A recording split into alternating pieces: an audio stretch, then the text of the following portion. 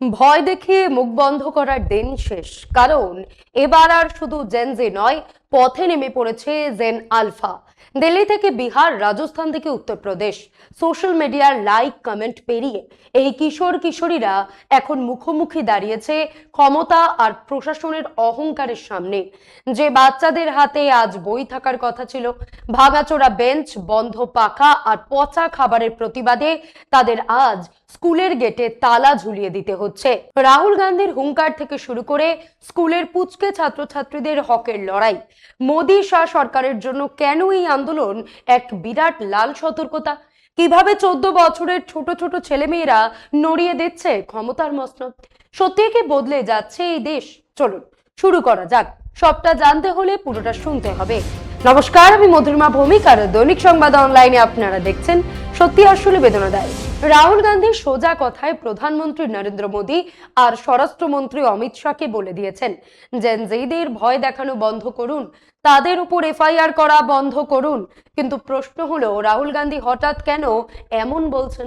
কারণ যন্তর মন্তরে জেনজিদের সেই ঐতিহাসিক জয়, যে আন্দোলনের চাপে শিক্ষামন্ত্রী ধর্মেন্দ্র প্রধানকে ইস্তফা দিতে হলো।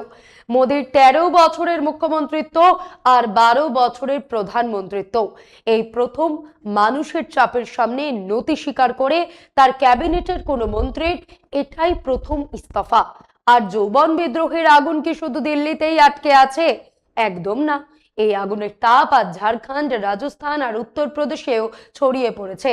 স্বাধিকার আদায়ে এবার মাঠে নেমে পড়েছে জেনজি আর জেন আলফাও। কিন্তু জবাবে প্রশাসন কি করছে? স্বরাষ্ট্র মন্ত্রক আর সুপ্রিম কোর্টের স্পষ্ট নির্দেশ, বুড়ো আঙুল দেখিয়ে দেশের নানান প্রান্তে ছাত্রছাত্রীদের হেনস্থা করা হচ্ছে। এই যেমন নয়ডার এক তরুণীর ঘটনা, তার বিরুদ্ধে 0 এফআইআর ঠুকে দেওয়া হয়েছে। মানছি মেয়েটির ব্যবহৃত কিছু শব্দ হয়তো আপত্তিকর ছিল, কিন্তু সত্যিই কি বিষয়টা শুধু ওইটুকুই? একদম না। আসল ঘটনা হলো, ইনস্টাগ্রামে যে সমস্ত জেনজিদের রিলস ভাইরাল হচ্ছিল, বেছে বেছে তাদের অ্যাকাউন্ট সাসপেন্ড করা হচ্ছে, মুছে ফেলা হচ্ছে। আমি সোজা ক্ষমতাকে একটা প্রশ্ন করতে চাই, ছাত্রদের ডিজিটাল গলা টিপে ধরে কি আপনাদের বক্তব্য জনগণের কাছে পৌঁছে দিতে পারবেন? এভাবে যখন তাদের কথা বলতে দেবেন না, তখন তারা কথা কোথায় বলবে বলুন তো? হ্যাঁ, লিখে নিন, তারা কথা বলবে ইভিএম এ, ভোট বাক্সে জবাব দেবে তারা। কারণ আগামী দিনগুলোতে এই জেনজিরাই কিন্তু ভোট দিতে যাচ্ছে। 2029 নির্বাচনে যখন ওরা লাইনে দাঁড়াবে, তখন আপনারা কি করবেন? ঠিক এই জায়গাটিতেই রাহুল গান্ধী এক্সে টুইট করে মারাত্মক তোপ দেগেছেন। তিনি একদম সরাসরি নাম করে মোদী আর অমিত শাহকে উদ্দেশ্য করে বলেছেন, আপনারা জেনজিকে ভয় দেখিয়ে চুপ করাতে পারবেন না। প্রথমে আপনারা ওদের হাড়গোড় ভাঙলেন, আর এখন এফআইআর করছেন, সোশ্যাল মিডিয়া অ্যাকাউন্ট বন্ধ করছেন। মাথায় রাখবেন, আপনারা ভারতের অতীত, তাই দেশের ভবিষ্যতের সঙ্গে কি আচরণ করছেন তা নিয়ে সাবধান হন। সোজা বার্তা মোদী শাহকে স্পষ্ট জানিয়ে দেওয়া হলো, যাদের আপনারা দমিয়ে রাখার চেষ্টা করছেন তারাই কিন্তু দেশের ভবিষ্যৎ। ক্ষমতাসীন দলকে আজ এই চরম সত্য প্রশ্নটার মুখোমুখি হতে হবে।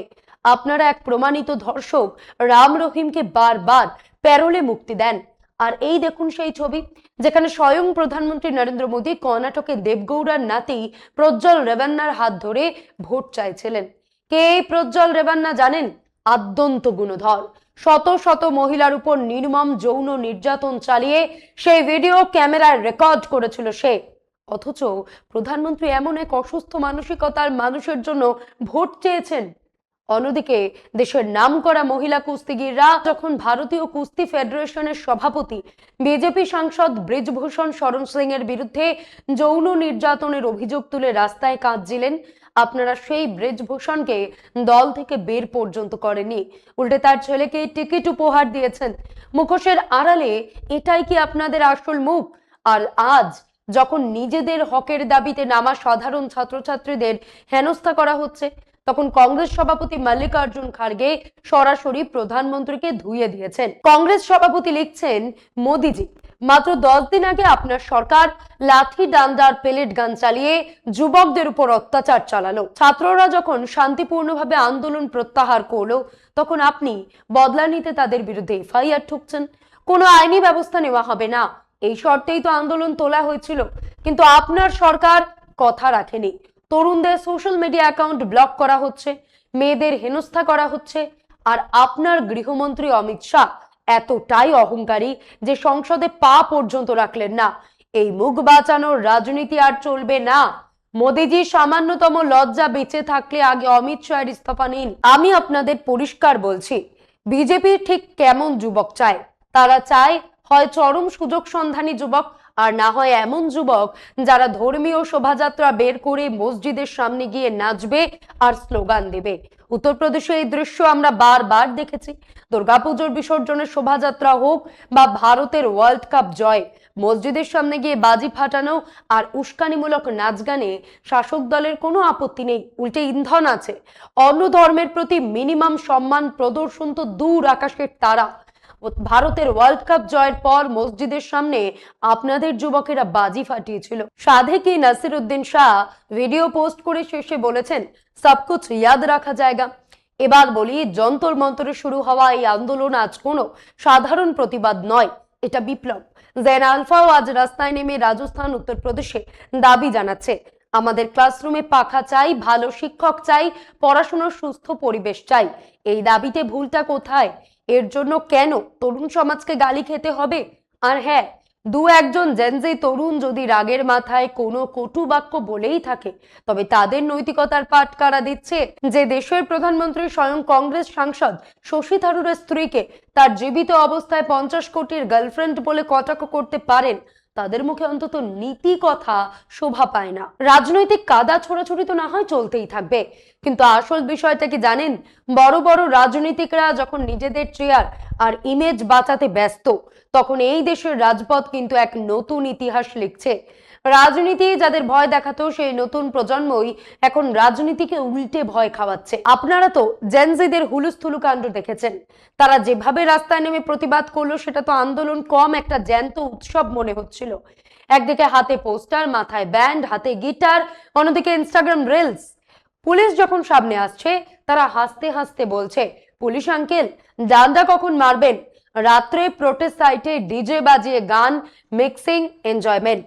অথচ এই জেনজিদের আন্দোলনের মুখে পড়েই কিন্তু শিক্ষামন্ত্রী ধর্মেন্দ্র প্রধানকে ইস্তফা দিতে হয়েছিল।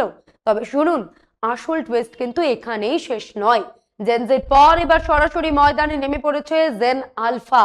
হ্যাঁ, ঠিকই শুনেছেন, 2010 থেকে 2024 সালের মধ্যে যাদের জন্ম, অর্থাৎ আজকের স্কুলে সেই 14 বছরের বা তারও ছোট ছোট ছেলেমেয়েরা, জেনজিদের দেখে ওরাও বুঝে গেছে সোশ্যাল মিডিয়াকে কিভাবে প্রতিবাদের হাতিয়ার বানাতে হয়। তারা দেখছে ইনস্টাগ্রাম দিয়ে যদি বিপ্লব আনা যায়, তবে নিজেদের অধিকারের জন্য আন্দোলন কেন নয়? এই যেমন বিহারের পবিত্র জেলা গয়ার ঘটনাটা দেখুন। ওখানকার একটা সরকারি স্কুলের অবস্থা চরম বাজে। ক্লাসরুমে পাখা চলে না, জলখাবার একমাত্র চাপকলটা খারাপ, আর বসার বেঞ্চগুলো ভাঙাচোরা। এই চরম আর্দ্র গরমে বাচ্চারা কি আর সহ্য করতে পারে? জেন আলফার দল সোজাসুজি বলে দিল, এভাবে তো চলবে না। তারা স্কুলে ধর্মঘট ডেকে ব্যানার পোস্টার দিয়ে স্লোগান দিতে দিতে রাস্তায় বসে পড়লো। বাচ্চাদের এই তাণ্ডব আর অদম্য আন্দোলন দেখে ভাবুন একবার, স্বয়ং জেলা শাসক অর্থাৎ ডিএম সাহেবকে নিজে হেঁটে স্কুলে ছুটে আসতে হলো, এসে বাচ্চাদের বুঝিয়ে শান্ত করতে হলো। চিন্তা করতে পারছেন? যাদের আমরা ছোট বাচ্চা বলে এড়িয়ে যাই, তারাই আজ দেশের প্রশাসনিক কর্তা ব্যক্তিদের ঘাম ছুটিয়ে দিচ্ছে। প্রথমে তো প্রশাসন ছোটখাটো কিছু নিচু তলার কর্মচারীদের পাঠালো বাচ্চাদের ঠান্ডা করতে, কিন্তু জেন আলফা কি এত সহজে দমার পাত্র? বাচ্চারা স্পষ্ট জানিয়ে দিল, ছোটখাটো কাউকে দিয়ে হবে না, আমরা সোজা ডিএম সাহেবের সঙ্গে কথা বলবো। বাধ্য হয়ে জেলা শাসককে নিজে স্কুলে আসতে হলো। তিনি যখন সমস্যার সমাধানের আশ্বাস দিলেন, একমাত্র তখনই বাচ্চারা আন্দোলন তুলল। এই ঘটনার ভিডিও শেয়ার করে ককরোচ জনতা পার্টির প্রতিষ্ঠাতা অভিজিৎ দীপকে এক্স হ্যান্ডেলে লিখেছেন, আমার দেশ সত্যিই বদলাচ্ছে, এই বাচ্চাদের কুর্নিশ, এরাই দেশের ভবিষ্যৎ। অভিজিৎ দীপকে যে স্কুলের জেন আলফার প্রতিবাদের ভিডিও পোস্ট করেছেন, সেটা রাজস্থানের জালোর জেলার। ফলে বুঝতেই পারছেন, ঘটনা শুধু বিহারে আটকে নেই। ওখানকার একটা পিএম শ্রী সরকারি স্কুলে পর্যাপ্ত শিক্ষক নেই। বাচ্চারা দেখলো বসে থাকলে তো পড়াশোনা লাটে উঠবে, ব্যাস অমনি জেন আলফার দল তালা ঝুলিয়ে দিল স্কুলের গেটে। সেই আন্দোলনের এক স্কুল ছাত্রের কথা শুনে আপনি শিহরিত হবেন। এই ভিডিওটাই শেয়ার করেছেন দীপকে। কিশোরী মেয়েটা কি দুর্দান্তভাবে দাবি তুলেছিল শুনুন। शिक्षा विभाग और सरकार से हमारी ये मांग है कि पीएम3 स्कूल है और यहाँ पे एक भी टीचर है, सेकंड ग्रेड के एक भी टीचर नहीं है और फर्स्ट ग्रेड है उनके अंदर 2 टीचर है, एक है हिस्ट्री के और एक है हिंदी के। और हिस्ट्री के जो टीचर है वो प्रिंसिपल का पद संभाले, तो उनको भी टाइम मिलता है तो भी पढ़ाते, लेकिन ऑब्वियसली भी काम बहुत है तो वो करने पड़ते। तो इनसे हमारी मांग है सेकंड ग्रेड, फर्स्ट ग्रेड और थर्ड ग्रेड L1 L2 सभी के टीचर लगाए, वरना तब तक न तो स्कूल का लॉक खुलेगा, 10 बजे तक कोई नहीं आया तो हम रोड ब्लॉक करेंगे। এই কন্যাকে আমার স্যালিউট। এরাই দেশে অন্যায়ের বিরুদ্ধে রুখে দাঁড়ানো ভবিষ্যৎ প্রজন্ম। মেয়েটা বলছে সরকারের কাছে আমাদের দাবি, আমাদের স্কুলটা PM3 ক্যাটাগরির, অথচ এখানে সেকেন্ড গ্রেডের একজনও শিক্ষক নেই। ফার্স্ট গ্রেডের মাত্র 2 জন আছেন, একজন ইতিহাসের, একজন হিন্দির। ইতিহাস শিক্ষক আবার প্রিন্সিপালের কাজ সামলান। আমরা কি কারোর কাছে ভিক্ষা চাইছি? না, আমরা নিজেদের হকের জন্য লড়াই করছি। সেকেন্ড, ফার্স্ট আর থার্ড গ্রেডের সমস্ত শিক্ষক নিয়োগ করতে হবে, তা না হলে স্কুলের তালাও খুলবে না। আর সকাল 10টার মধ্যে ব্যবস্থা না হলে আমরা পুরো রোড ব্লক করব।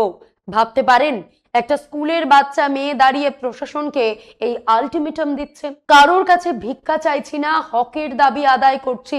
এই একটা বাক্য পুরো ব্যবস্থাকে নাড়িয়ে দেওয়ার জন্য যথেষ্ট। হাতে প্ল্যাকার্ড পোস্টার নিয়ে ওরা রাস্তায় বসে পড়লো।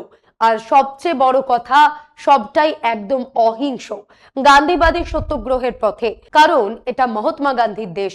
নিজের হকের জন্য তোপ দাগা কোনো অপরাধ নয়।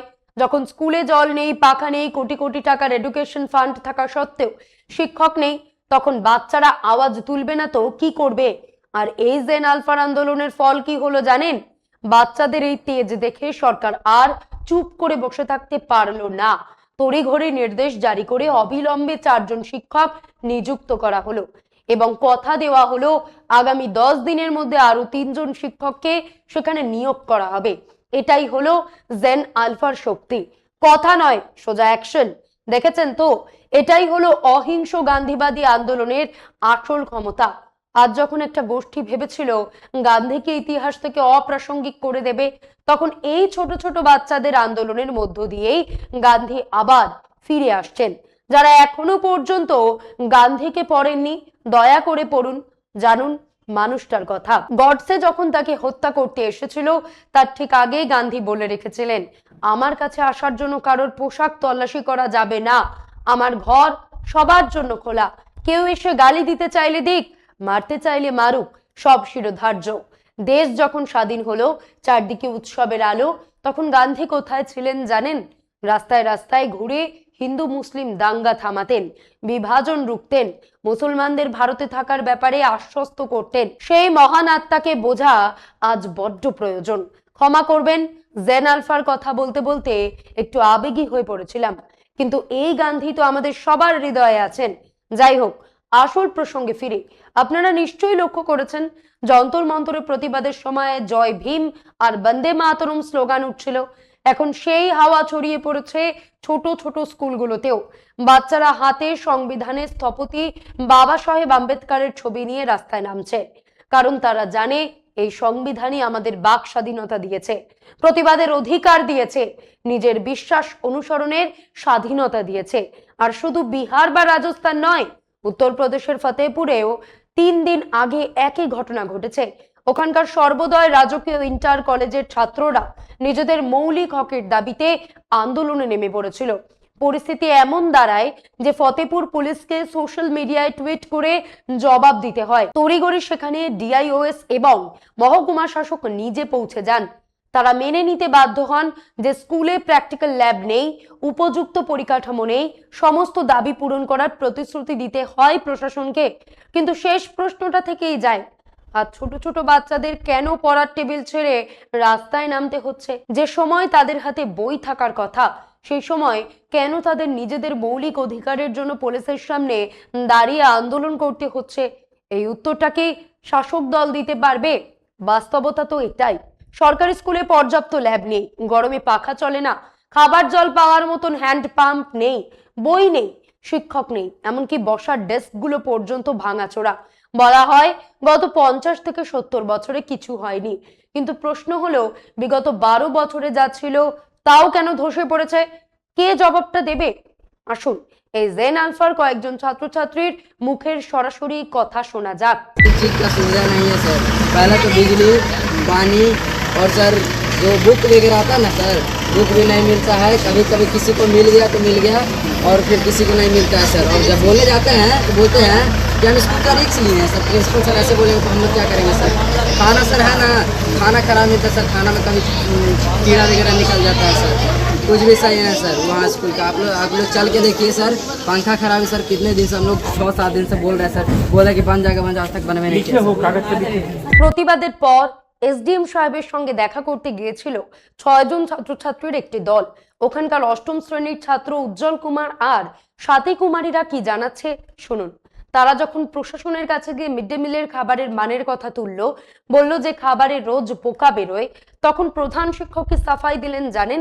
তিনি বুক ফুলিয়ে এসডিএম কে বললেন, আমি তো স্কুলে চালের ভাত খাই না, আমি রুটি খাই, তাই খাবারের মান কেমন তা রাঁধুনিরা জানে, শিক্ষকরা কেউ এই খাবার টেস্ট করে না। চিন্তা করতে পারেন যে খাবার ছোট ছোট বাচ্চাদের পাতে তুলে দেওয়া হচ্ছে তা মুখে তোলার যোগ্য কি না তা দেখার দায়িত্ব নাকি শিক্ষকদের নয়।